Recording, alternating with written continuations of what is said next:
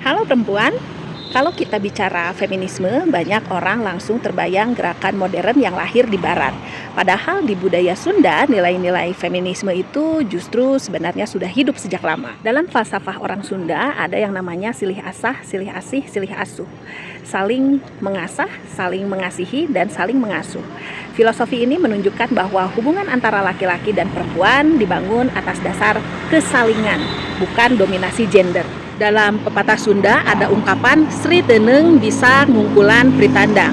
Artinya perempuan memiliki kekuatan kecerdasan sementara laki-laki memiliki kekuatan fisik dan tenaga. Pepatah ini memberikan pesan bahwa kecerdasan, keteguhan hati, dan kebijaksanaan perempuan itu sangat bernilai. Dalam konsep Sunda ini jelas memperlihatkan bahwa kecerdasan perempuan diakui sebagai kekuatan besar dalam masyarakat. Dalam konsep Sunda, perempuan sering diharapkan someah alias ramah dan calakan alias terampil mengurus rumah. Namun ini bukan berarti perempuan Sunda dibatasi hanya di ruang domestik. Kalau kita bicara tentang perempuan dalam budaya Sunda, ada banyak filosofi yang menarik untuk direnungkan. Misalnya seperti kata pamajikan. Kata pamajikan itu berasal dari kata majikan yang artinya pemilik atau pengendali. Dalam rumah tangga Sunda, perempuan justru dipandang sebagai pusat kendali. Dialah yang mengatur segalanya. Dia yang mengatur keuangan, mengurus anak, sampai menjaga kehangatan keluarga. Jadi, sejak lama sebenarnya ada pengakuan bahwa perempuan sudah menjadi inti rumah.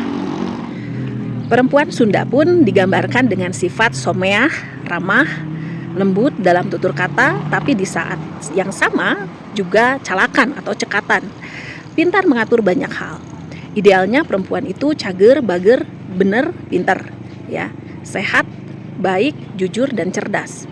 Filosofi ini menempatkan perempuan bukan hanya sebagai sosok yang cantik, tapi juga sebagai pribadi yang utuh yang mempunyai karakter dan kapasitas. Dalam kosmologi Sunda lama, perempuan identik dengan bumi atau ibu pertiwi.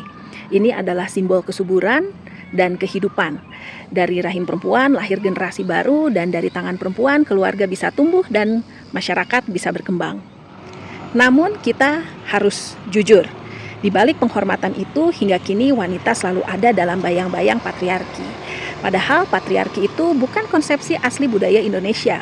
Patriarki muncul dari arus pemikiran yang berasal dari luar Nusantara, yang kemudian masuk ke Nusantara dan membaur dalam kehidupan masyarakat dari zaman ke zaman. Patriarki kemudian melekat dan membentuk konstruksi sosial yang turun-temurun, sehingga ketika perempuan Sunda tumbuh dan berkembang dalam bayang-bayang patriarki, perempuan kerap dihormati tapi juga dibatasi, ditempatkan sebagai penjaga martabat keluarga tapi diberi beban sosial yang sangat berat.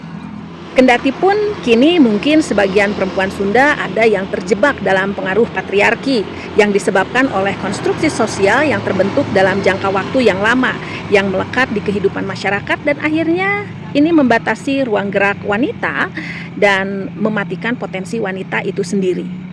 Disinilah kita bisa belajar. Dalam filosofi Sunda tentang perempuan sebetulnya bukan menyoal urusan domestik, tapi tentang harmoni, tentang silih asah, silih asih, silih asuh, saling mendidik, saling mengasihi, dan saling menguatkan. Mungkin kalau filosofi ini kita maknai lebih dalam, perempuan Sunda bukan hanya pusat rumah, tapi juga pusat kehidupan. Dan tugas kita sekarang adalah memastikan bahwa filosofi itu tidak membatasi perempuan, tapi justru memberdayakan perempuan. Dewi Sartika, tokoh pendidikan Sunda, dan dia adalah seorang perempuan Sunda yang mendirikan sekolah khusus perempuan di awal abad 20. Mereka adalah bukti bahwa perempuan Sunda bisa menjadi pemimpin, pendidik, dan penggerak perubahan. Nah, di sini feminisme versi Sunda menemukan wajahnya.